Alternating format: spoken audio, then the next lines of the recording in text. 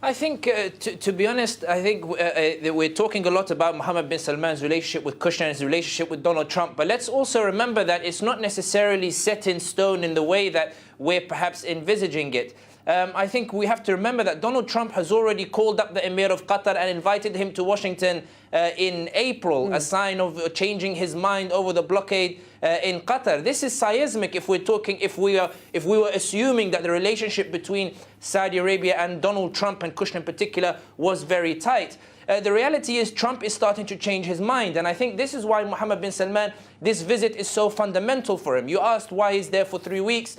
Because Mohammed bin Salman realizes that relying on Trump alone is not enough. He needs to win over the US institutions. Let's remember that in the beginning of the 2017, the CIA awarded the first ever prize to a Saudi prince in recognition of combating terrorism. But they gave it to Mohammed bin Nayef, not Mohammed bin Salman. And this was at a time when Mohammed bin Salman was maneuvering against Mohammed bin Nayef. The Americans were saying to bin Salman, we don't want you. We want bin Nayef to be the crown prince. We want him to become the future king. So we have to remember that bin Salman is going to Washington on a PR offensive, not just to establish a policy based on Trump and Jared Kushner, but he needs to convince the Pentagon, he needs to convince the CIA, he needs to use Pompeo's influence in the CIA to this cause as well. He needs to get the oil companies, all of them on board, and convince them that he is a better alternative than Mohammed bin Nayef, and he is the best prince there possible.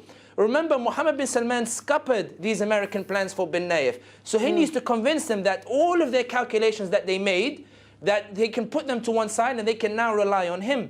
So this is why, if we're talking about the Israel-Palestine deal, going back just to answer that particular question of yours about the Israel-Palestine and whether we can live with these circumstances, I think when Kushner and Mohammed bin Salman made their agreement whereby bin Salman would pressure the Palestinians, I don't think announcing Jerusalem was necessarily part of the deal, because that's a deal breaker.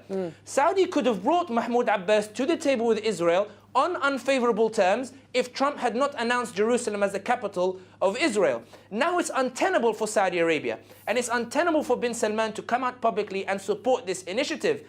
And I think because he has not established himself entirely in Saudi Arabia, remember, he's not king yet. Because he's not established in Saudi Arabia, it's not a gamble worth taking. And this is why this trip is so difficult for bin Salman. How do you appease Trump and appease the Pentagon and appease the CIA and appease Kushner and appease the oil companies and still maintain your popular support within Saudi Arabia? It seems an impossible task. And I think this is why we see this very lavish PR campaign.